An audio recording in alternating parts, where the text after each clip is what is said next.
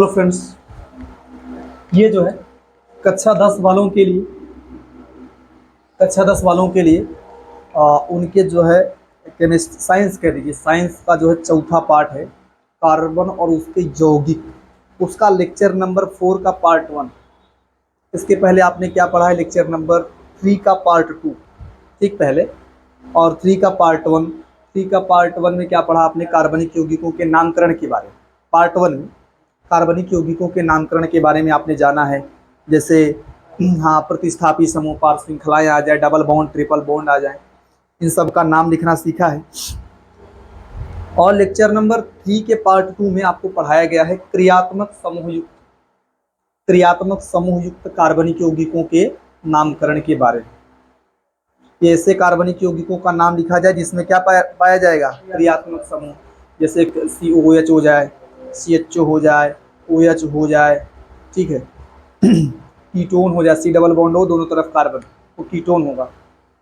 और इसके अलावा आपको एस्टर के नामकरण के बारे में पढ़ाएगा। एस्टर का नामकरण, एस्टरों का नाम कैसे लिखते हैं, एल्कोक्सी एल्केनोएट, और एस्टरों के पहचान का तरीका होता है, ऐसे लिखा रहेगा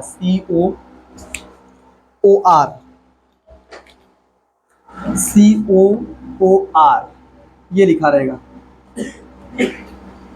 इस आर का मतलब हमेशा मेथिल, एथिल, प्रोपिल यही सब होंगे। या इसको आप ऐसे भी लिख सकते हैं C डबल बॉन्ड OR, ठीक है, ये जानते रहिए। इसके बाद आपको एक बुक में थोड़ा सा चर्चा किया है समावयवता के बारे में, इसकी भी मैं थोड़ी सी ही चर्चा करूंगा, ठीक है। समावयवता क्या है, देखो समावयवता की उत्पत्ति तब होती है जब कभी भी दो या दो से अधिक यौगिक रहें और उनका अणुसूत्र एक ही मिले। आप सामान्य केस में जानते क्या है पता है, आप जानते कि अगर कोई यौगिक है उसका एक फिक्स अणुसूत्र होता है। फिक्स अणुसूत्र का मतलब उसमें जो है परमाणुओं की संख्या जो भी है वो फिक्स रहती है, प्रत्येक प्रकार के परमाणुओं की संख्या फिक्स रहती है, वही उस यौगिक का क्या होता है, अणुसूत्र। इसकी उत्पत्ति कब होती है, इसकी उत्पत्ति तब होती है कि जब कभी दो यौगिक ऐसे रहे जिनका अणुसूत्र सेम ही हो, जिनका अणुसूत्र क्या हो, समान ही हो, तो बोलते हैं कि अब ये दोनों भाई जिनका अणुसूत्र, हम क्या जानते नहीं है कि भाई हर यौगिक का अपना अणुसूत्र होता है और किन्हीं दो यौगिकों के अणुसूत्र आपस में बराबर मतलब समान नहीं हो सकते, सभी का अलग अलग होगा। लेकिन इसकी उत्पत्ति कब होती है कि जब कभी दो ऐसे यौगिक रहें जिनका अणुसूत्र क्या रहे, समान रहे। जैसे एग्जाम्पल ग्लूकोज और फ्रक्टोज, जानते हैं ग्लूकोज आप, ग्लूकोज का सूत्र होता है C6H12O6 और फ्रक्टोज का भी यही होता है, ग्लूकोज का भी यही होता है, किसका होता है, इसका भी यही होता है।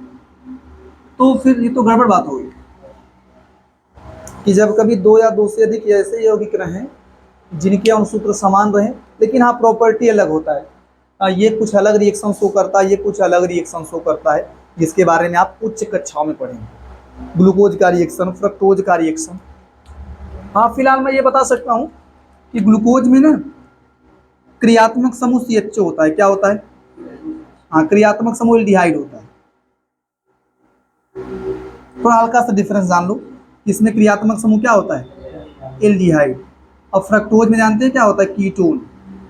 हल्का सा जान लो, ये थोड़ा सा डिफरेंस जानते हैं, इसमें क्या होता है, क्रियात्मक समूह, क्रियात्मक समूह होता है कीटोन। तो ये थोड़ा डिफरेंस है इसमें ग्लूकोज और फ्रक्टोज। इसी प्रकार ध्यान रखें, मैं इस पे ज्यादा फोर्स करूंगा। जैसे आप देखिए, आप जानते हैं एथिल एल्कोहल क्या होता है, C2H5OH होता है ना एथिल एल्कोहल, और एक होता है डाई मेथिल ईथर, दो मेथिल रखो बीच में वो, ये आपका डाई मेथिल ईथर, या इसको मेथॉक्सीमेथेन भी कहते हैं, थोड़ा बहुत बताया गया आपको, बस ये जानते रहो ये डाई मेथिल ईथर है, ये आपका एथिल एल्कोहल है। और ये क्या है आपका डाई मेथिल ईथर CH3OCH3, इसका क्या नाम है, डाई मेथिल ईथर। अच्छा इन दोनों में देखिए क्या है, देखो इसमें और इसमें कार्बन परमाणु की संख्या देखो, दो कार्बन, दो कार्बन, 6 हाइड्रोजन, 1 ऑक्सीजन। वहां देखो दो कार्बन, 6 हाइड्रोजन, 1 ऑक्सीजन। यहाँ दो कार्बन, 6 हाइड्रोजन, 1 ऑक्सीजन, यहाँ भी दो कार्बन, 6 हाइड्रोजन, 1 ऑक्सीजन। अर्थात दोनों का अणुसूत्र क्या है, समान।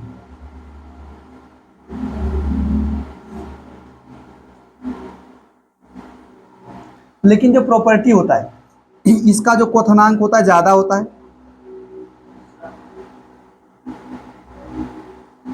और इसका क्वथनांक क्या होता है, कम होता है।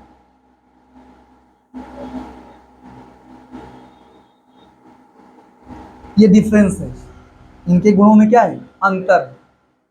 तो यही होगा कि देखो उन दो या दो से अधिक यौगिक जिनके अणुसूत्र समान रहे लेकिन उनके गुणधर्म भिन्न भिन्न रहे, गुणधर्म क्या हो, अलग अलग हो, तो ऐसे यौगिकों को आपस में कहा जाता है कि ये आपस में समावयवी है। आपस में क्या है, समावयवी। और इसी घटना को बोलते हैं समावयवता। ये दोनों आपस में समावयवी हैं, क्या है, समावयवी। और इस पूरी घटना को क्या बोलते हैं, समावयवता। समावयवता क्या है कि मतलब अणुसूत्र में समानता और गुणधर्म में भिन्नता, यही गुणधर्म, मतलब इसी को आप बोलते हैं समावयवता। ठीक है, तो यहाँ क्या लिखेंगे आप, उदाहरण के लिए एथिल अल्कोहल और डाई मेथिल ईथर जिनका अणुसूत्र परस्पर समान होता है लेकिन एथिल अल्कोहल का क्वथनांक डाई मेथिल ईथर से उच्च होता है। अर्थात ये एक दूसरे के क्या है, समावयवी। मतलब एक एग्जाम्पल बताया जा रहा है कि समावयवता का कोई एग्जाम्पल समझो। समावयवता कहते किसे हैं, तो समावयवता किसे कहा जाता है कि जब दो या दो से अधिक यौगिक रहें जिनके अणुसूत्र समान रहें, उनकी प्रॉपर्टी अलग अलग हो, प्रॉपर्टीज अलग अलग हो, तो ऐसे यौगिकों को कहा जाता है कि हाँ ये आपस में समावयवी हैं और इसी घटना को कहा जाता है समावयवता। ये आपने लिखा है ना, नीचे लिखो, नीचे ऐसे एग्जाम्पल लिख लो।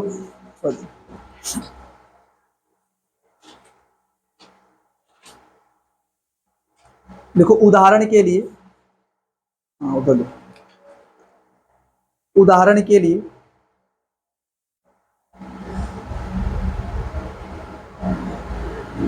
एथिल अल्कोहल, उदाहरण के लिए एथिल अल्कोहल तथा लिख लो फार्मूला एथिल अल्कोहल का, एथिल अल्कोहल C2H5OH, बगल लिखो, एथिल अल्कोहल तथा डाई मेथिल ईथर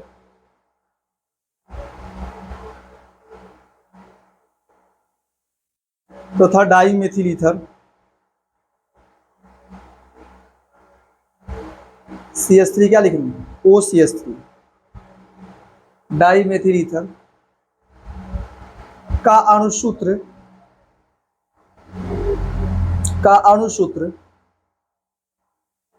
परस्पर समान, का अणुसूत्र परस्पर समान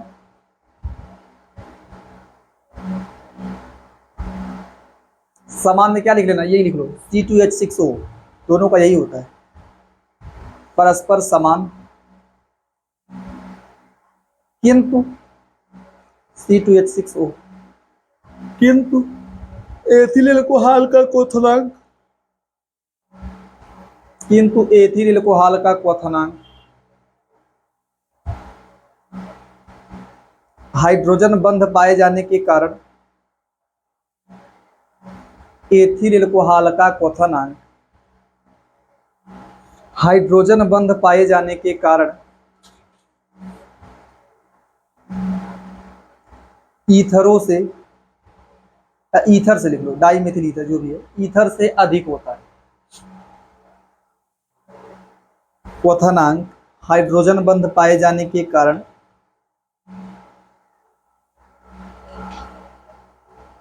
ईथर से अधिक होता है, अतः ये परस्पर समावयवी है।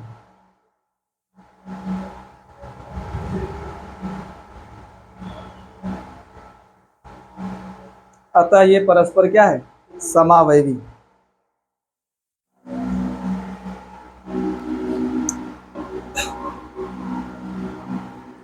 देखो इसी प्रकार ग्लूकोज तथा फ्रक्टोज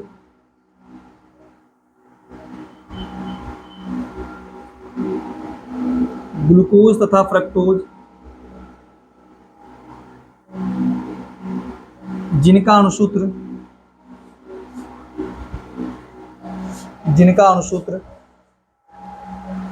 ग्लूकोज तथा फ्रक्टोज जिनका अणुसूत्र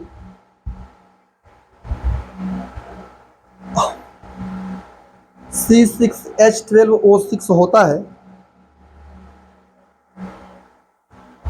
C6H12O6 होता है, परस्पर समावयवी है।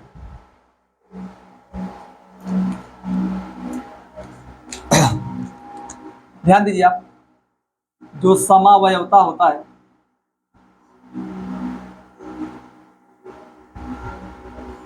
वो दो प्रकार के पढ़ते हैं लोग। एक पढ़ते हैं, जानते हैं क्या क्या, एक पढ़ते हैं संरचनात्मक समावयवता, जिसको आप अभी नहीं पढ़ेंगे, ठीक है, मैं इसे लिखवा देना, थोड़ा सा ज़्यादा चर्चा नहीं करूँगा, मैं हल्का सा लिखवा दे रहा हूँ, चर्चा ज़्यादा नहीं करूँगा। बस इसके बेस पे मुझे एक दो एग्जाम्पल कराना है जो कि एनसीईआरटी में दिया है, उसकी वजह से मुझको समावयवता आपको पढ़ाना है। एनसीईआरटी में क्वेश्चन पूछे गए हैं, इसकी वजह से मैंने आपको पढ़ा रहा हूँ मैं समावयवता के बारे। इसको आप बढ़िया तरीके से कहाँ पढ़ेंगे, 11। एक होता है संरचनात्मक समावयवता और एक होता है त्रिविम समावयवता। त्रिविम समावयव, ठीक है। अच्छा आपसे देखो ध्यान से, आपसे ऐसा प्रश्न पूछा जाएगा, मैं सीधे प्रश्न में आता हूँ, आपसे पूछा जाएगा ना C3H7 BrSCl जो भी हो, C3H7 BrSCl, इसका नाम जानते हैं क्या होगा, ब्रोमो प्रोपेन बोल, 3 कार्बन प्रो सब सिंगल बॉन्ड वाले, इसका नाम होगा ब्रोमो प्रोपेन। क्लोरो भी हो सकता है, यहाँ क्लोरो भी हो सकता है, ब्रोमो प्रोपेन हुआ C4H9Br, इसको बोलेंगे ब्रोमोब्यूटेन। क्या बोलेंगे आप, ब्रोमोब्यूटेन। तथा पूछ लें C5H11Br, इसको बोलेंगे ब्रोमोपेंटेन, ब्रोमो के संभावित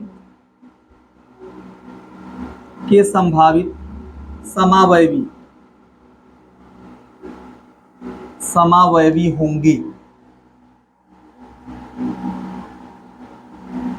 के संभावित मतलब इसके कितने समावयवी होंगे, इसके कितने समावयवी होंगे, इसके कितने समावयवी। मैं फिलहाल आपको बता दे रहा हूँ, आप रट लो। इसके 2 बनते हैं, इसके कितने बनते हैं, 4, और इसके बनते हैं 8। अब कैसे बनते हैं वही थोड़ा सा आप याद करना पड़ेगा। इसके 2 बनेंगे, इसके 4 बनते हैं, इसके 8। तो पहले 2 का देखो कैसे बनता है, 1-2 बार आइडिया लगाइए। देखो मैं अगर फर्स्ट की बात करूं, किसके, C3H7Br के समावयवी,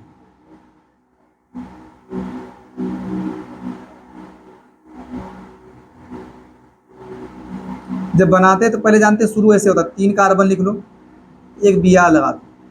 दूसरा कंडीशन ये कि 3 कार्बन लिख लो और Br कहाँ लगा दो, मतलब ये इन दोनों का जब नाम लिखेंगे अलग आएगा, बस यहाँ भी 3 कार्बन है, एच लगा लेंगे, एच भी लगा लीजिएगा, वही आएगा 3 कार्बन 1 Br, यहाँ भी 3 कार्बन 1 Br।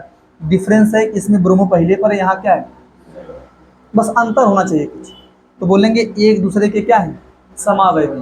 क्या है, इसके 2 बनेंगे, इसके कितने बनेंगे, 4। कितने बनेंगे, देखो कैसे बन रहा है, वही आपको याद रखना है। आपसे पूछे कोई C4H9Br के समावयवी कैसे बनाएंगे आप, देखो शुरू देखो, पहले 4 कार्बन लिख लो, 1 Br लगा दो। दूसरा में क्या करेंगे 4 कार्बन लिख लो, Br दूसरे पे लगा दो। अब यहां मत आना, आप सोचेंगे कि Br को मैं यहां ला दूं अगले स्टेप में, लेकिन अगर आप, मैं यहां ले रहा, अगर आप Br को यहां लिखेंगे ना, दोनों एक ही है, ये दोनों क्या है, डिफरेंस नहीं है। अंकन यहाँ करेंगे 2 ब्रोमो ब्यूटेन, यहाँ भी क्या होगा 2 ब्रोमो, हाँ नाम लिखेंगे एक ही आएगा, अलग नहीं है दोनों। तो क्या होता है बनाने का पता है, एक तरीका इसका होता है 3 कार्बन यहाँ कर दो, 1 Br यहाँ, और चौथा बनता है इसका, इसी पे कार्बन, इसी पे 4 बनते इस तरीके से। शुरू में 4 कार्बन की लंबी श्रृंखला बनाओ, Br फर्स्ट पे, Br सेकेंड पे, अगले में 3 कार्बन की बनाइए दोनों, एक बार Br का फर्स्ट पे, इसको दूसरे पे रखना है, और एक बार दोनों को एक ही स्थान। याद तो हो जाएगा ना, याद कर लेंगे। देखो बना के याद करो, या और अच्छा तरीका बता रहा हूँ ना, आप जाके घर पे इसी के आधार पर इसका बनाओ, C3H7OH का आप बनाइए C4H9OH का, इसके भी 2 बनेंगे, इसके भी कितने बनेंगे, 4। जैसे इसका बना है ना, देखो C3H7Br का 2 बना है, C4H9Br का 4 बना है, उसी प्रकार इसका भी, इसका 2 बनेगा, C3H7OH का 2 बनेगा, और C4H9Br का OH का कितना बनेगा, 4। बस वही है कि Br के स्थान पे क्या लगा देना है, ऐसे याद करने में थोड़ा आसान हो जाएगा, बना बना के याद करने। ठीक है, इसको लिखो फटाफट, और इसका बनाने का प्रयास कीजिए आप, इसको लिखो फिर बनाने का प्रयास करो।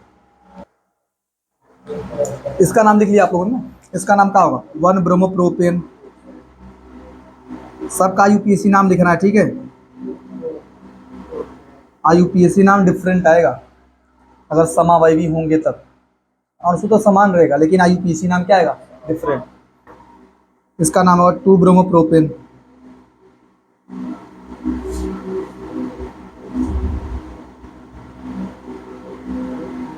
इसी को बोलते हैं संरचनात्मक समावयवी। संरचना क्या है, थोड़ा अलग अलग है ये भाई, देखो ये सभी संरचनात्मक समावयवी पढ़ रहे हैं आप, संरचनात्मक वाले हैं, सभी की संरचना थोड़ी बहुत क्या है, अलग है, और सूत्र समान है सब में।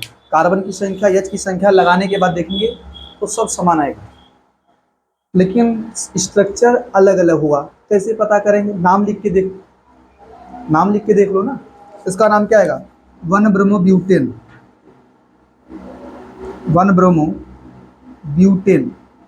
इसका नाम होगा 2 bromo butane.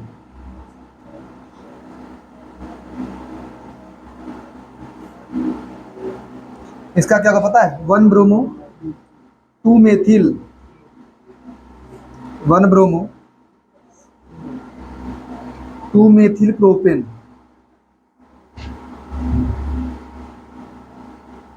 To methyl propane, इसका होगा 2 bromo 2 methyl propane, 2 bromo 2 methyl propane. अब आपसे ध्यान दो, ठीक इसी प्रकार से आप ये लगा लीजिएगा OH वगैरह। अब मुझे इस पर बात करनी है, ठीक है, इसके 8 समावयवी संभव होंगे, वो होंगे कौन कौन से, देखिए ध्यान से, मुझे बनवाना है किसका, C5H11Br या Cl जो भी हो, C5H11Br इससे कितने समावयवी बनेंगे? 8 संरचनात्मक समावयवी। 8 संरचनात्मक वायवी या वायवी कहिए चलेगा, अंग्रेजी में बोलते हैं आइसोमर्स। ठीक है, इसका 8 बनेगा। कौन कौन सा तरीका देखो ध्यान। सबसे पहले इसे कर 5 कार्बन लाइए, एक बी आर। दूसरा क्या बनेगा? 5 कार्बन बी आर दूसरे पर। और तीसरा क्या बनेगा? 5 कार्बन तीसरे पर बी आर। अब ना देखो, अब कोई चांस नहीं है। अगर आप बी आर इधर ले जाएंगे तो वो बन जाएगा ये वाला, अगर बी आर यहां लगा तो ये बन जाएगा। अब फिर कार्बन के साथ छेड़छाड़ कीजिए, कार्बन को कम ज़्यादा कीजिए। तो कार्बन को कम करो, ज़्यादा थोड़ा ही करेंगे, कम करेंगे। तो अभी आप क्या कीजिए पता है? 4 कार्बन की श्रृंखला बनाओ और यहां लगा दो B R, C B R. अब पांचवा जानते क्या बनाएंगे? पांचवा 4 कार्बन की श्रृंखला, बी आर इसी पे ला दो। अगला क्या? बी आर यहां ला दो। छठवां सी आर बी आर इधर आ जाए, सी इधर बी आर इधर। और सातवां जानते क्या बनेगा? बी आर यहां लाओ। अभी देखिए सबका नाम लिखा जाएगा। सबसे लास्ट में बनाऊंगा 8वां में, पहले इन सबको देख लो। 8वां बना रहा हूं, तरीके से याद करना है। पहले 5 कार्बन की, फिर इसके बाद 4 कार्बन कितने बनेंगे? 4 बनेंगे। 4 कार्बन कितने बनेंगे? 4।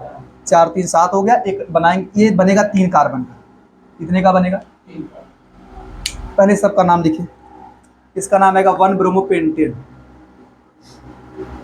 1 ब्रोमो पेंटेन। इसका होगा 2 ब्रोमो पेंटेन। 2 bromo pentane.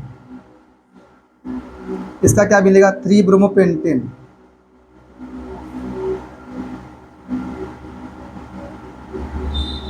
इसका जानते हैं 1 2 3 4। क्या लिखेंगे? 1 ब्रोमो और क्या लिखेंगे? 2 मेथिल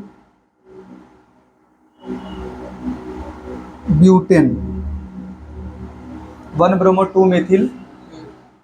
इसका क्या लिखेंगे? 2 bromo 2 methyl butane. 2 bromo 2 methyl butane. इसका जानते हैं अंकन इधर से होगा 1 2 3 4। क्या होगा? 2 ब्रोमो 3 मेथिल ब्यूटेन। अंकन यहां से करेंगे। 2 ब्रोमो 3 मेथिल। इसको बराबर आप रिवाइज करते रहिए, ये आपको 12 में मिलेगा। इसका नाम होगा 1 2 3 4। क्या लिखेंगे? 1 ब्रोमो 3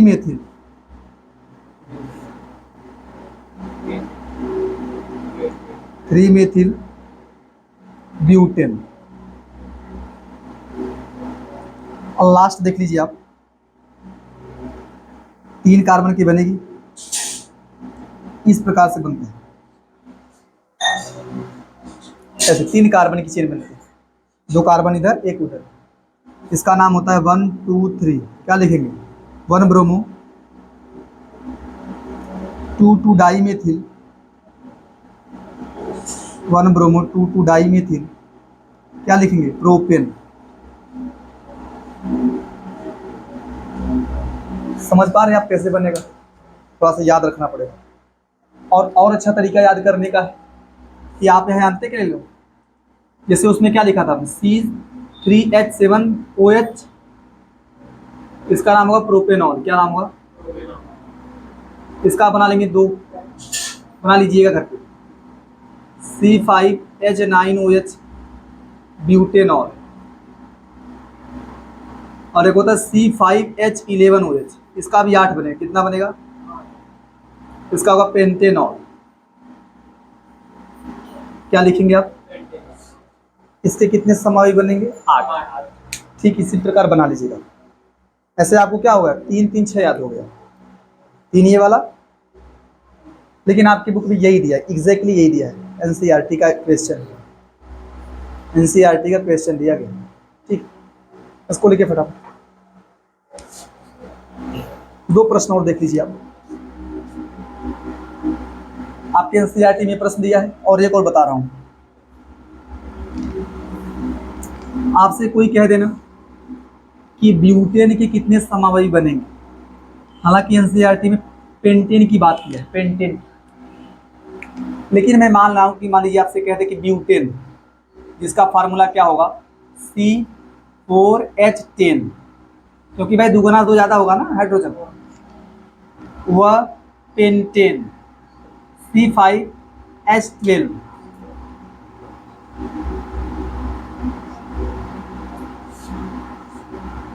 हालांकि सूत्र ही दिया है C4H10 और C5H12 के संरचनात्मक समावयवी, संरचनात्मक, इसके बाद ज्यादा मैं समावयवता की बात नहीं करूंगा। समावयवी इसके जानते हैं, इसके 2 बनते हैं और इसके 3 बनते हैं, इसके 2 और इसके, अब कौन कौन सा बनेगा ध्यान दें आप, अगर इसका बनाएंगे ना, किसका, C4H10 का बनाएंगे, शुरू में पहले 4 कार्बन लगा लीजिए, बाकी एच लगा लेना अपना, 3 हाइड्रोजन, 2 हाइड्रोजन, 3 यहाँ भी आएगा, 6 6 2 8 8 2 हाइड्रोजन आएगा बराबर, कोई दिक्कत नहीं है, आप बस लगाने का तरीका पता होना चाहिए। और एक ये बनता है, इसके 2 समावयवी हैं, एक का नाम ब्यूटेन ही है, एक का नाम क्या है, ब्यूटेन, और दूसरे का नाम क्या है, 2-मेथिल प्रोपेन, 2-मेथिल प्रोपेन। इसके 3 बनेंगे, इसके 2, इसके 3, कौन कौन से बनेंगे, C5H12, पहला आप 5 कार्बन सीधा लिख लीजिए, दूसरा जानते हैं ऐसे लिखेंगे, तीसरा ये मैं समझना कि यहाँ कर दूंगा, एक ही हो जाएगा, थर्ड में जानते हैं ये बनता है, इस प्रकार से बनता है, पहले 5 कार्बन, अगले में 4, अगले में 3, इसका नाम होता है पेंटेन,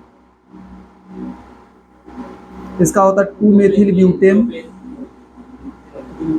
ब्यूटेन,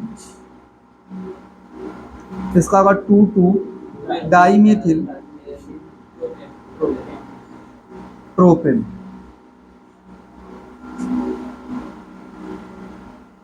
ठीक है, 2,2-डाईमेथिल प्रोपेन, इतना ही समावयवता में इतना ही पढ़ना।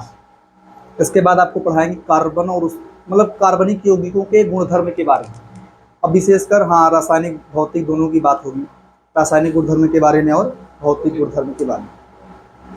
तो इतना लिखो फटाफट। देखिए ध्यान से, अगला प्रॉपर्टी क्या है, अभी तक आपने क्या पढ़ा, समावयवता के बारे में ना, समावयवता के बारे में आपने पढ़ लिया है। अभी आपको पढ़ाया जा रहा है कार्बनिक यौगिकों के रासायनिक गुणधर्म।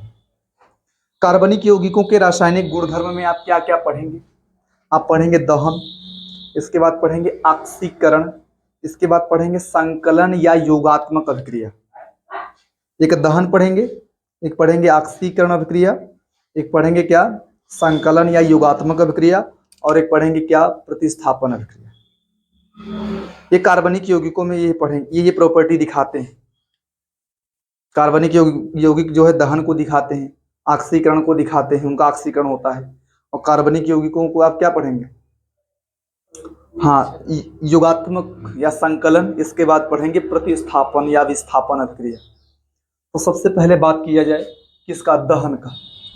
तो बताया गया है कार्बनिक यौगिकों को अगर वायु ब्रैकेट में बेसिकली किसकी, ऑक्सीजन की उपस्थिति में, वायु या ऑक्सीजन के, उसमें ऑक्सीजन रहता है, उसके साथ दहन होता है, उसकी उपस्थिति में जलता है कोई पदार्थ, उसी को क्या बोलते हैं, दहन।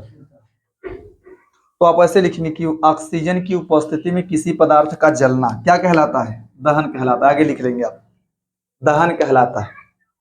अब दहन में एग्जाम्पल क्या होगा, अगर आप कार्बनिक यौगिकों का दहन करेंगे, कार्बनिक यौगिकों का दहन करेंगे तो आपको CO2 मिलता है, H2O मिलता है, CO2 H2O, तथा उष्मा एवं प्रकाश उत्पन्न होता है। अगर आप कार्बनिक यौगिकों का दहन करेंगे तो आपको CO2 H2O और क्या मिलता है, उष्मा और प्रकाश। उष्मा भी होती है, गर्मी भी होता है और लाइट भी होता है। उष्मा भी होता है और क्या होता है, हाँ मतलब वही उष्मा का मतलब गर्म होता है और प्रकाश भी होता है, और साथ में CO2 निकलता है, H2O निकलता है। जैसे अगर आप मेथेन को जला रहे हैं तो मेथेन को जलाने पर आपको CO2 मिलता है, H2O मिलता है, साथ में उष्मा और प्रकाश। एथिन को जलाएंगे तो भी मिलेगा CO2 H2O, उष्मा और प्रकाश। ये आपका एथिल एल्कोहल है। इसको भी जलाएंगे तो आपको CO2 मिलेगा, H2O मिलेगा और साथ में क्या मिलेगा, उष्मा एवं प्रकाश। लेकिन ध्यान दो आप, जितना कार्बन होगा ना, जितना कार्बन होता है दहन करने पर उतना CO2 बनता है। ये आप ट्रिक रटिएगा रटिएगा कि जितना कार्बन होता है उतना CO2 बनता है, और जितना हाइड्रोजन होगा उसका आधा जल। जैसे अगर 4 हाइड्रोजन है तो 2 जल मिलता है, 2 H2O मिलता है, 2 H2O मिलेगा।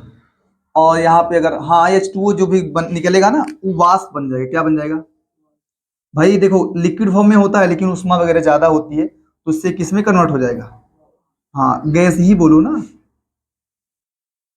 भाई, गैस मिलेगा।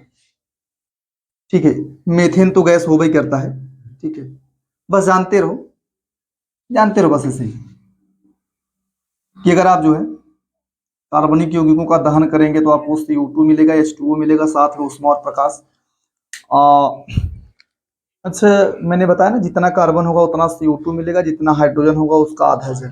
जैसे एक कार्बन है तो एक CO2 मिलेगा और 4 हाइड्रोजन 2 जल मिलेगा।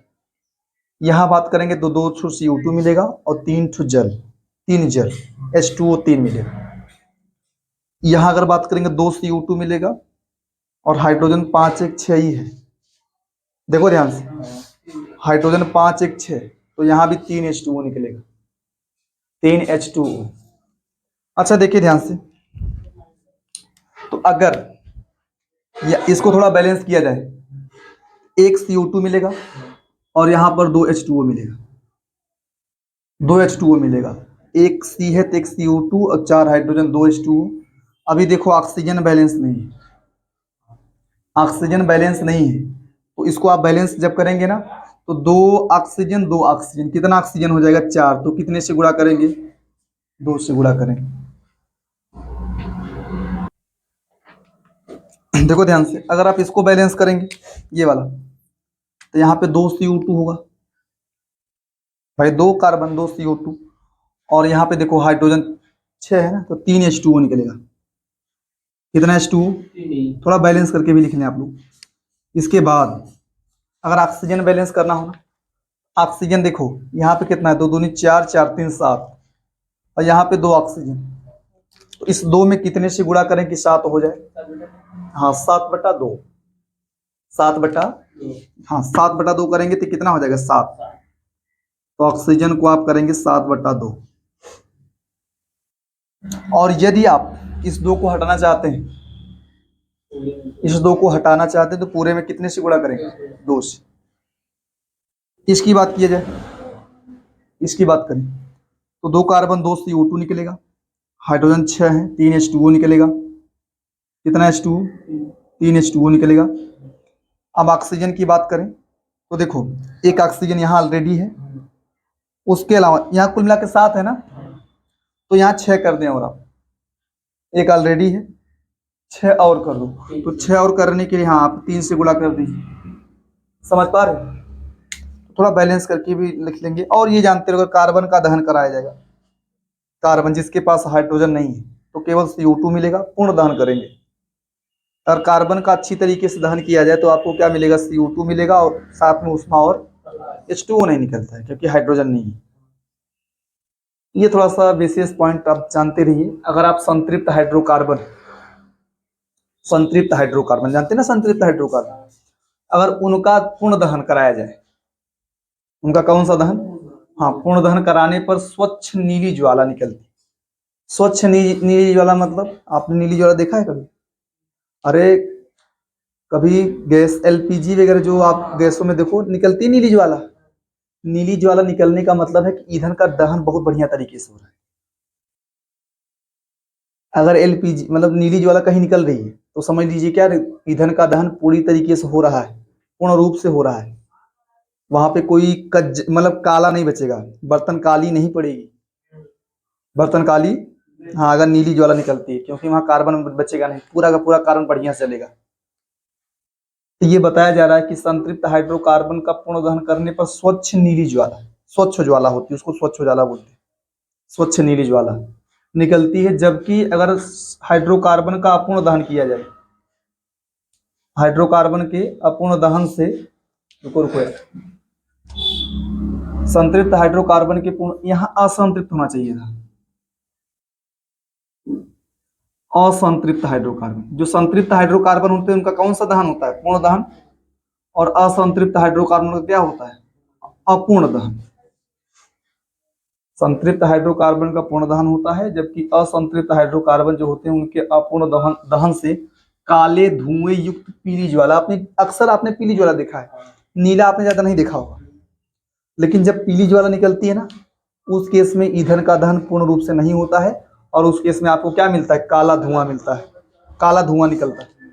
तो यही बताया जा रहा है कि असंतृप्त हाइड्रोकार्बन के अपूर्ण दहन से काले धुएं युक्त पीली ज्वाला निकलती है, जिसके परिणाम स्वरूप अगर वो पीली ज्वाला निकलेगी ना तो बर्तन काली हो जाएगी, उसी को बोलते हैं कज्जली निकल जाता है, कज्जली, काला पड़ जाता है। ठीक है। और अब देखो क्या बोला गया है ये ना, किंतु अगर वायु की आपूर्ति, जैसे वायु जितना चाहिए दहन के लिए, जितना वायु चाहिए, अगर उससे कम वायु दिया जाए तो उस केस में संतृप्त हाइड्रोकार्बन का भी अपूर्ण दहन हो जाएगा। मतलब संतृप्त हाइड्रोकार्बन को अच्छी तरीके से ऑक्सीजन दिया जाए, जितना चाहिए उनको पूर्ण दहन कराएंगे तो ऑक्सीजन बढ़िया मात्रा में चाहिए, जितना उनको चाहिए, जितना उनका चाहिए, अगर उतना ऑक्सीजन उनको मिल रहा है तो उनका पूर्ण दहन होगा और कोई भी कज्जली नहीं बचेगी, नीली ज्वाला निकलेगी, स्वच्छ नीली ज्वाला। और असंतृप्त हाइड्रोकार्बन है उनका होगा अपूर्ण दहन, अपूर्ण दहन होगा, और उससे निकलता है क्या? काले धुएं युक्त पीली ज्वाला निकलती है, जिसके फलस्वरूप क्या निकलता है? कज्जली का निक्षेप, कज्जली जम जाती है, काले काले हाथ जम जाते हैं, बर्तन की तली काली पड़ जाती है अगर पीली ज्वाला निकले तो। बताया जा रहा है अगर वायु को सीमित कर देंगे तो उस केस में संतृप्त हाइड्रोकार्बन से भी क्या प्राप्त कर सकते हैं? वायु कम होगा तो और कार्बन बच जाएंगे, और कार्बन बच जाएगा, वही कज्जली प्राप्त होगा, काला काला। अब यहाँ देखो एक नोट, इसको भी जानते रहिए आप लोग, जो कोयला और पेट्रोलियम पदार्थ होते हैं, पेट्रोलियम, कोयला है, पेट्रोलियम है, इन सब पदार्थों में कुछ मात्रा में नाइट्रोजन और सल्फर होता है, कार्बन होता है, कार्बन होते हैं, कार्बन हाइड्रोजन होंगे। इसके अलावा इनमें कुछ मात्रा में क्या होता है? नाइट्रोजन और सल्फर होता है। तो अगर जब इसका दहन कराते हैं तो नाइट्रोजन का ऑक्साइड मिलता है, और क्या मिलता है? सल्फर का ऑक्साइड। अगर कार्बन होगा तो CO2 मिलेगा, कार्बन का ऑक्साइड मिलेगा। लेकिन इसके अलावा इसमें कुछ मात्रा में नाइट्रोजन होता है, सल्फर होता है, तो नाइट्रोजन से नाइट्रोजन का ऑक्साइड मिलता है, सामान्य केस में NO2 मिलता है, सामान्य केस में, और सल्फर का ऑक्साइड SO2 मिलता है अगर बढ़िया से दहन होगा। समझ पा रहे हैं आप लोग? तो अगर इन सब का दहन किया जाएगा तो सल्फर का ऑक्साइड मिलेगा, नाइट्रोजन का ऑक्साइड, जो कि पर्यावरण में प्रमुख प्रदूषक है। CO2 उतना हानिकारक नहीं जितना ये है, CO2 भी हानिकारक है, यानी ये भी हानिकारक है, प्रमुख प्रदूषक यही है। कौन? नाइट्रोजन के ऑक्साइड और सल्फर के ऑक्साइड। ठीक है, लिख लीजिए फिर। देखो ध्यान से, अगला हेडिंग क्या करेंगे आप? ऑक्सीकरण। क्या लिखेंगे हेडिंग आप? ऑक्सीकरण।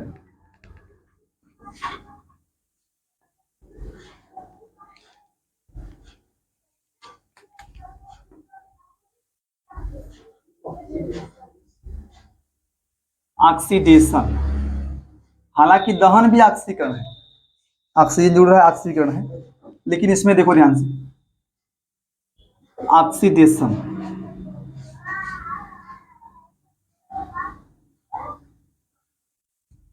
अब देखो क्या होता है ना, ऑक्सीकरण में क्या लिखेंगे आप?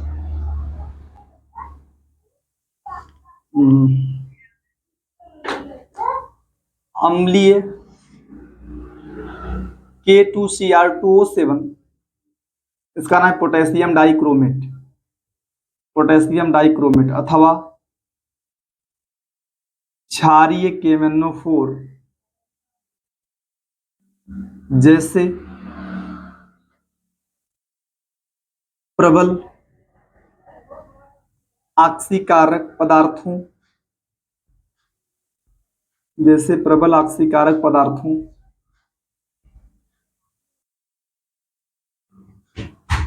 की उपस्थिति में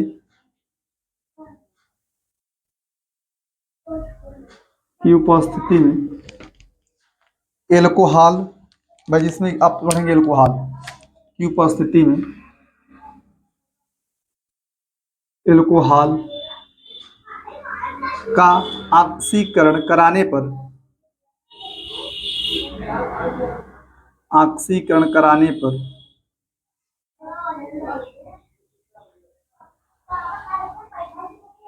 कार्बोक्सिलिक अम्ल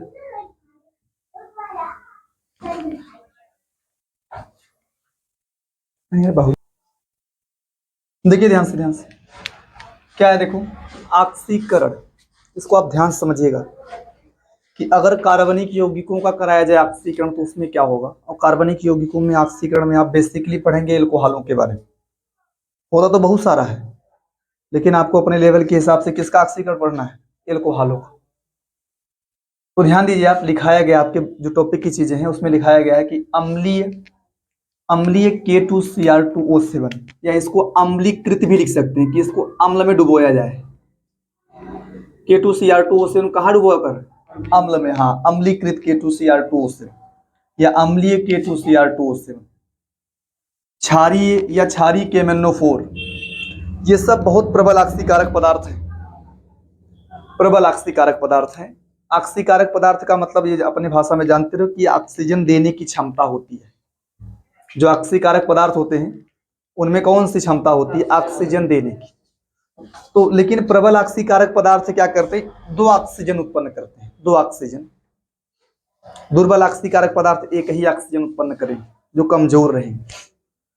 तो ये सब प्रबल ऑक्सीकारक पदार्थ है। अगर अम्लीय K2Cr2O7 या क्षारीय KMnO4 को क्षार में डुबोकर, ये सब प्रबल ऑक्सीकारक पदार्थ हैं। इसकी उपस्थिति में अगर एल्कोहलों का ऑक्सीकरण कराया जाए, ऑक्सीकारक पदार्थ ऑक्सीजन देंगे तो होगा ऑक्सीकरण। तो ऑक्सीकरण कराने पर आपको क्या मिलता है, कार्बोक्सिलिक अम्ल। अब कैसे मिलता है, आप ध्यान से देखिए। ये क्या करेंगे ना, 2 ऑक्सीजन उत्पन्न करेगा, चाहिए इनमें से कोई भी, दोनों चाहिए लेके चाहिए, तो 2 ऑक्सीजन उत्पन्न करेगा ना।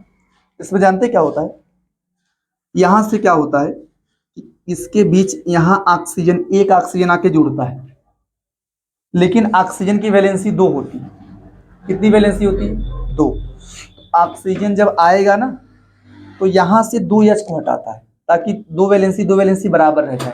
H की वैलेंसी भी कितनी होती है, 2, मतलब 1 होती है। तो 2 जब निकलेगा तो वैलेंसी 2 हो जाएगी।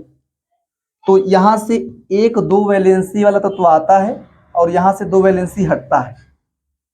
एक ऑक्सीजन आएगा, 2 H हटेंगे, तो क्या बनेगा पता है आपको, H रहेगा यहाँ पे और C रहेगा, और एक O आ चुका है और एक O पहले से भी है, फिर H है। ध्यान दीजिए, आपको यही मिलेगा। देखो जैसे C है ना, इसके साथ में H है, H को आप इधर भी जोड़ सकते हैं, इधर भी कर सकते हैं, स्वतंत्र हैं आप। मैं इसको यहां कर दूं, क्या दिक्कत है, उसमें क्या है, यहां कर दो तो यहां से 2 H निकलेगा, एक O आएगा, 2 H निकल जाएगा, और O आप यहां ना जोड़े। O ये हाइड्रोजन किससे जुड़ा है, कार्बन के साथ। ऑक्सीजन को आपको कार्बन के साथ जोड़ना है, ना कि H के साथ। कार्बन के पास यही बीच में लगा दो, क्या दिक्कत है। तो 2 H हटेंगे, एक ऑक्सीजन आएगा, तो आपको मिलेगा क्या पता है, COOH। बस आपको समझना है कि CO एक आ रहा है और OH है, तो COOH मिलता है और एक H बचा हुआ है, 2 ही H गया है ना, तो आपको मिलेगा HCOOH। कौन सा अम्ल, फार्मिक अम्ल या मेथेनोइक अम्ल। और ये कौन सा एल्कोहल है, मेथिल एल्कोहल। तो मेथिल एल्कोहल का अभिक्रिया आप अगर कह सकते हैं अम्लीय KMnO4 या क्षारीय अम्लीय K2Cr2O7 अथवा क्षारीय KMnO4 से कराएंगे तो आपको यहाँ से 2 H गायब मिलेगा, एक ऑक्सीजन आके जुड़ेगा, आपको मिलेगा HCOOH। ठीक है।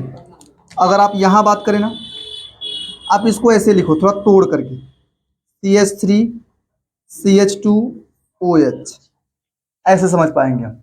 जानते हैं क्या होता है, इसके बगल वाले कार्बन यहाँ से 2 H निकलता है और यहाँ से 2 ऑक्सीजन आएगा। अच्छा, आप सोचेंगे कि एक ऑक्सीजन बचा हुआ है, 2 ऑक्सीजन है, एक ऑक्सीजन आया, एक ऑक्सीजन बचा हुआ है, तो 2 H निकला है, एक ऑक्सीजन है, वो निकल जाता है H2O। ध्यान दीजिए आप, 2 हाइड्रोजन निकला है, एक ऑक्सीजन बचा है, निकल जाएगा क्या, H2O। वही सेम हाल यहाँ भी होगा, 2 ऑक्सीजन है, एक ऑक्सीजन आएगा, 2 H निकलेगा, आपको मिलेगा क्या, CH3COOH मिलेगा, 2 H और एक O निकलेगा, क्या निकल जाएगा, H2O। ठीक है। इसके बाद क्या है देखो, ये है हेडिंग आपका संकलन या योगात्मक अभिक्रिया। संकलन या योगात्मक अभिक्रिया, और कौन दिखाता है, रट लें आप लोग, असंतृप्त हाइड्रोकार्बन। अगर आप कार्बनिक यौगिकों में संकलन या योगात्मक पढ़ोगे, जैसे अभी तो आपने पढ़ लिया है संकलन या योगात्मक, C+O2CO2 ये सब पढ़ा है आपने, वो अकार्बनिक था। वो कौन सा था, S+O2 SO2 बन गया था, वो अकार्बनिक था। लेकिन अगर आप कार्बनिक यौगिकों में योगात्मक अभिक्रिया पढ़ेंगे तो उसमें कौन दिखाता है कार्बनिक यौगिकों में योगात्मक अभिक्रिया, एल्कीन और एल्काइन, एल्कीन और एल्काइन।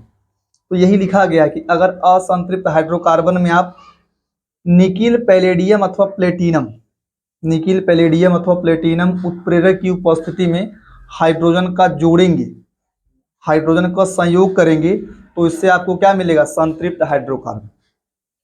जैसे अगर असंतृप्त हाइड्रोकार्बन है, उसमें आपको H2 को जोड़ना है, हाइड्रोजन को जोड़ना है, किसकी उपस्थिति में भाई, निकिल पैलेडियम अथवा प्लेटिनम उत्प्रेरक की उपस्थिति में आपको जोड़ना है हाइड्रोजन।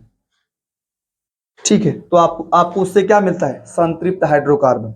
क्योंकि इस अभिक्रिया में हाइड्रोजन जुड़ रहा है, इसीलिए आप इसे बोल सकते हैं हाइड्रोजनीकरण, हाइड्रोजन जुड़ रहा है।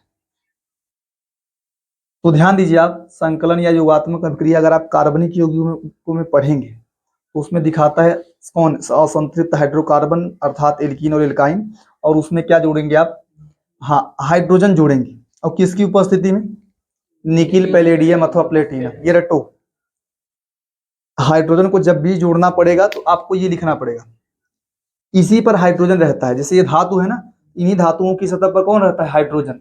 तो हाइड्रोजन को जब भी जोड़ना पड़ेगा तो ये धातु यूज करेंगे आप, निकिल अथवा पैलेडियम अथवा इनमें से कोई एक। और थोड़ा गर्म करते हैं इनको, ठीक है। तो जानते हैं क्या होता है, यहां से एक H इसके पास जुड़ता है, एक H इसके पास, हाइड्रोजन जुड़ेगा, एक H इसके पास, एक H इसके पास। जब जुड़ता है तो ये बॉन्ड एक बॉन्ड ब्रेक हो जाता है।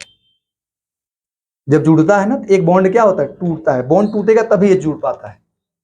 तो यहां से एक बॉन्ड टूटता है, एक बॉन्ड टूटेगा, एक H इसके पास जुड़ेगा और एक H इसके पास, तो आपको मिल जाएगा असंतृप्त हाइड्रोकार्बन। अरे संतृप्त हाइड्रोकार्बन, असंतृप्त हाइड्रोकार्बन से क्या मिलेगा, संतृप्त हाइड्रोकार्बन। और अगर आपने ये लिया है ट्रिपल बॉन्ड, तो ट्रिपल बॉन्ड में पहले जानते हैं शुरू में ये होगा, एक H इसके पास, एक H इसके पास, तो आपको मिलेगा CH2 डबल बॉन्ड CH2। एक बॉन्ड टूटेगा, दो नहीं टूटेंगे। लेकिन हाँ ये बात है, इसे अगर हाइड्रोजन यूज किया है आपने ना, ये सिंगल को छोड़कर बाकी जितने भी बॉन्ड रहेंगे सबको तोड़ देगा। जैसे ये डबल बॉन्ड था तो उसमें एक बॉन्ड तोड़ेगा, एक बॉन्ड को छोड़ेगा, जो सिंगल बॉन्ड उसको छोड़ देगा, जो डबल वाला बॉन्ड है उसको ब्रेक करेगा। अगर यहाँ पे ट्रिपल बॉन्ड है तो उसमें एक बॉन्ड को छोड़ेगा, बाकी दोनों को ब्रेक करेगा। अब कैसे ब्रेक करेगा, हाइड्रोजन जुड़ेगा, एक बॉन्ड को ब्रेक करने के लिए एक H2 जुड़ेगा, एक H2, एक हाइड्रोजन H नहीं H2, एक बॉन्ड को ब्रेक करने के लिए एक H2 जुड़ेगा। अब दूसरे बॉन्ड को ब्रेक करने के लिए क्या जुड़ेगा, हाँ। और आप कभी भी इससे ये नहीं प्राप्त कर सकते, यहाँ रुकवा ही नहीं करेगा, H2 आगे बढ़ ही जाएगा, रिएक्शन आगे बढ़ जाएगा। जैसे आप इसको यहां तक नहीं रोक सकते, ये सीधा सिंगल कन्वर्ट करेगा, सिंगल बना के छोड़ेगा, चाहे डबल हो चाहे ट्रिपल हो, सबको किसमें कन्वर्ट कर देगा, सिंगल। तो यहां जब फिर इसमें H2 जोड़ेंगे आप लोग, किसकी उपस्थिति में, निकिल पैलेडियम अथवा प्लेटिनम, निकिल पैलेडियम अथवा प्लेटिनम होता है, प्लेटिनम। निकिल, पैलेडियम या प्लेटिनम जो भी हो, तो यहाँ से आप H2 जोड़ेंगे तो आपको क्या मिलेगा पता है ना? हाँ, CH3 मिल जाएगा, सिंगल बॉन्ड CH3। या आप चाहो तो इस रिएक्शन को 2 स्टेप में ना दिखाकर एक ही स्टेप में दिखा दो, जैसे जो मैंने 2 स्टेप में दिखाया कि आपको पता है कि सिंगल कन्वर्ट होगा, चाहे डबल हो चाहे ट्रिपल हो, सब किस में कन्वर्ट हो जाएगा? सिंगल में। तो आप इसको इस तरीके से भी दिखा सकते हैं कि CH ट्रिपल बॉन्ड CH, इसके बाद 2 H2 जोड़ो। भाई एक बॉन्ड को ब्रेक करने के लिए एक H2 चाहिए और 2 बॉन्ड को ब्रेक करने के लिए 2 H2, और यही रहेगा निकिल, पैलेडियम अथवा प्लेटिनम, आप यही यूज करें। इस केस में आपको मिलेगा CH3। अब इसी का आपके बुक में ये दिया है, आपकी बुक में ये रिएक्शन नहीं दिया है, आपकी बुक में दिया है वनस्पति तेलों का हाइड्रोजनीकरण। मतलब आप वनस्पति तेलों में क्या जोड़ेंगे? हाइड्रोजन को जोड़ेंगे। किसकी उपस्थिति में? हाँ, उत्प्रेरक ये रहेंगे, इनमें से कोई एक रहेगा। वनस्पति तेल क्या है जानते क्या है? वनस्पति तेल जो होते हैं वो असंतृप्त हाइड्रोकार्बन होते हैं। कैसे होते हैं? असंतृप्त। वनस्पति तेल होते हैं असंतृप्त, उनमें जोड़ा जाता है हाइड्रोजन को, हाइड्रोजन को जोड़ते हैं, इसी प्रोसेस को बोलते हैं वनस्पति तेलों का हाइड्रोजनीकरण या कठोरीकरण। कठोरीकरण क्यों कहते हैं? क्योंकि जब वनस्पति तेलों में, जो कि असंतृप्त है, तेल है, लिक्विड फॉर्म में है, किस फॉर्म में? हाँ, लिक्विड फॉर्म में है, जब उसमें हाइड्रोजन जोड़ते हैं ना तो आपको मिलता है वनस्पति घी। तेल से मिलता है घी, और घी ठोस होता है, तो द्रव से मतलब कह सकते हैं ना, उसको कठोर बनाया गया ना। भाई ठोस बना है, लिक्विड से सॉलिड बना है, तो ठोस तो हुआ है ना, इसीलिए इसको क्या बोलते हैं? वनस्पति तेलों का कठोरीकरण। और इसी प्रोसेस का यूज, जो आपने देखा होगा डालडा घी नहीं होता, घी वनस्पति घी होता है, वो वनस्पति घी होता है, उसको उसी प्रोसेस से बनाते हैं, इसी प्रोसेस से वनस्पति तेलों का कराएंगे हाइड्रोजनीकरण, उससे आपको मिलता है वनस्पति घी। ठीक है, अभी आप समझ लो थोड़ा सा। देखो अब हेडिंग किया जाए वनस्पति तेलों का कठोरीकरण क्या है।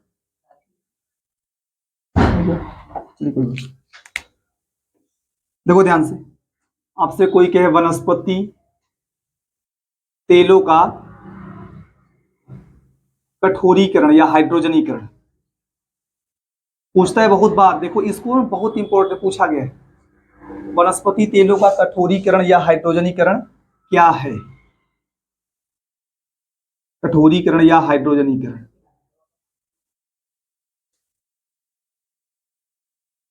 तो इसमें आप क्या लिखेंगे पता है? वनस्पति तेलों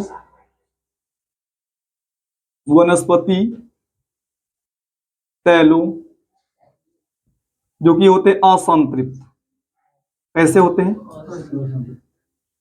वनस्पति तेलों ये असंतृप्त होते हैं का, हाँ, निकिल उत्प्रेरक की उपस्थिति में,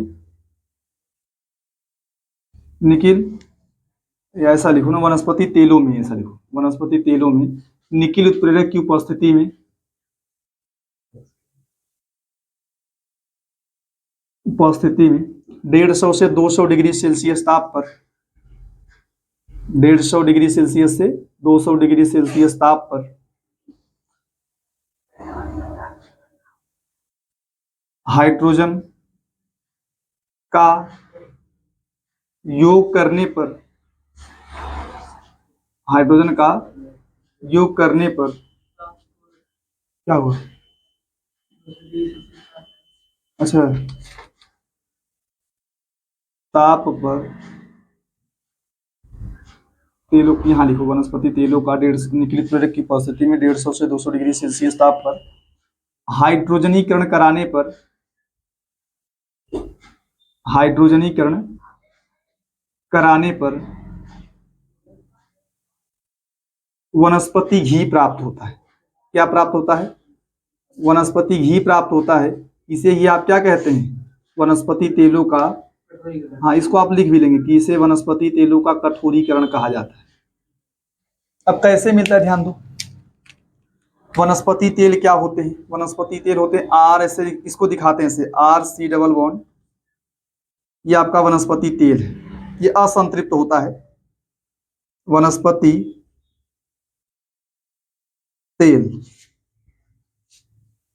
ये कैसा होता है? असंतृप्त। कैसा होता है? इसमें जोड़ते हैं हाइड्रोजन, कराते हैं हाइड्रोजनीकरण, मतलब जोड़ेंगे हाइड्रोजन। इसकी उपस्थिति में भाई निकिल यूज करते हैं, निकिल उत्प्रेरक, और इसको गर्म करते हैं 150 से 200 डिग्री सेल्सियस ताप पर। तो उस केस में जानते हैं क्या होता है? एक बॉन्ड यहाँ जुड़, एक एच यहाँ जुड़ता है, एक एच यहाँ, आपको मिलेगा क्या पता है? R C H R C H R और यहाँ आर, यही आपका सिंगल बॉन्ड मिला है ना, इसको बोलते हैं वनस्पति घी। क्या बोलते हैं? हाँ, वनस्पति तेल से वनस्पति घी प्राप्त करते हैं। और ये कैसा होता है? संतृप्त। कैसा होता है? इसी प्रोसेस को क्या बोलते हैं? वनस्पति तेलों का कठोरीकरण या हाइड्रोजनीकरण। लिखो फटाफट।